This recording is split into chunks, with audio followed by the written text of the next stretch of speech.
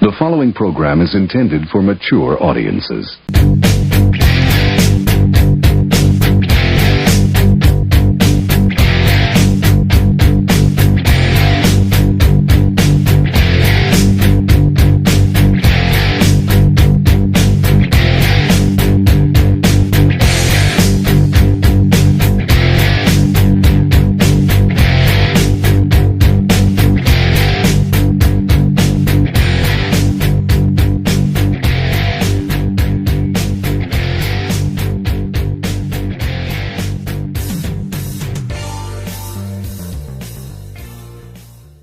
Another night, another round of podcasts. It's the McGee Uncensored Podcast with the one and only host, McGee. Can I say worst job ever? Can I apply it to this episode? Well, I'm going to anyway. It's just a few short years ago, I just decided to take a position of a student aide at my local high school. I was working on the middle school side. I was an aide to a young man who was in a wheelchair, but he was pretty much self-sufficient. He did things on his own and wanted to. I understand that. I can relate. And I knew going in, knowing my hometown school district, that I'm going to get hired to do one job, but then I'm going to be tasked by doing 20 other jobs. Because, in a small school district, let's pull together. It was the biggest waste of 3 months I ever had. Not worth the pay, not worth me getting up in the morning to sit at the desk majority of the day and just watch empty hallways. Then ask kids if they have some hallway or bathroom pass. My, have the days changed since I was in school. See, I went in not really telling people who I was, and my mom had was working there at the time, and it was going to be her last year anyway, and she was going to retire. So I said, oh, why not? Well, I'll take some time. I'll take this position. Begrudgingly, in a way, too. But I was like, what harm can it do to my sleep schedule? I went in just wanting to mind my own business. Just do what I was hired to do. And I could say that the majority of the teachers that were in school when I was there or taught are all retired. They were nearing their 30 years anyway. And that's something I'm going to discuss in a future episode. And what it'd be like to have some of those teachers in their prime or decline. When did they care the most and when did they care the least? But I digress. Some of those teachers were not friendly whatsoever on the middle school side. Mainly two of them.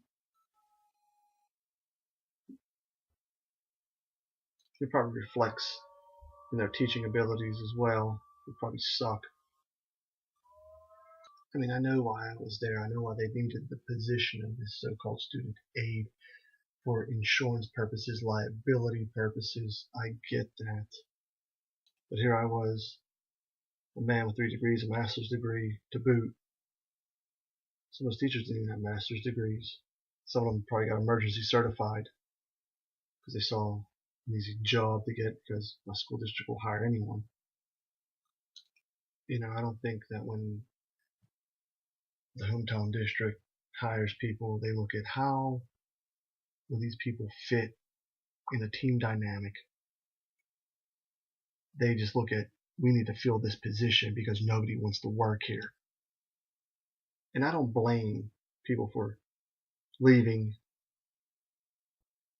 And for those who have stayed and almost have their years, I'm sure that they just can't wait to get the hell out. But, I was labeled an adult in the building. And I guess so. But I don't know these kids. And I knew I was only going to be working there a short time. I'm not going to yell at these kids. I'm not going to reprimand them. I didn't want to engage at all with these kids. I was friendly to a lot of them. Don't get me wrong. I was a lot friendlier than some of the teachers were that I witnessed. some kids will always be bad, let's put it that way, and probably contribute nothing as they get older. That's just the truth. I went to school with those type of people, and I'm sure a few of you who are listening went to school with those type of people as well. One of the biggest positions that they have at that school is called classroom assistants. Now, these are people who, I don't know if you get equal opportunity employment, I don't know. But like I said, I was tasked to do one thing and then ended up having to do more. Because one adult, supposedly, allegedly an adult, I guess you want to say, woman, felt that she didn't need to go pick up these schools for after school suspension and just passed it on to me. And I'm thinking, that's not part of my job, but who am I to speak out to? They're not going to do anything to me. And I didn't care. See, I'm out of there. And some of these people are still there. Still there. Waking up, going there. Probably hating their lives. Well, I get to sleep in. And never having to worry about ever working there again. And I have no regrets talking about this honestly. I mean, I wasn't stupid. I know when somebody's getting an attitude with me for no apparent reason because they're having a bad day because something's going wrong with them. I'm talking these teachers. That position was the biggest waste of a position in money. I just wanted to be left alone. I just wanted to sit at those desks. And the way that school is built, I went there, is, well, one, it's terribly built for the millions of dollars that it was built for. It was, imagine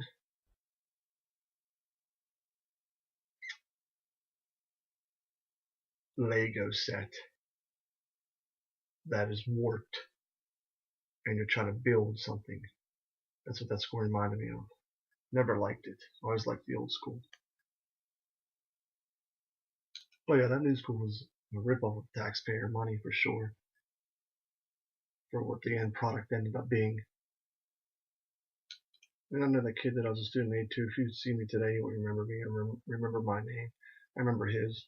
I mean, that's just the way I am. And I'm not going to blame a 12, 13-year-old kid at the time. As years go on, forget about me. That's fine. I don't care.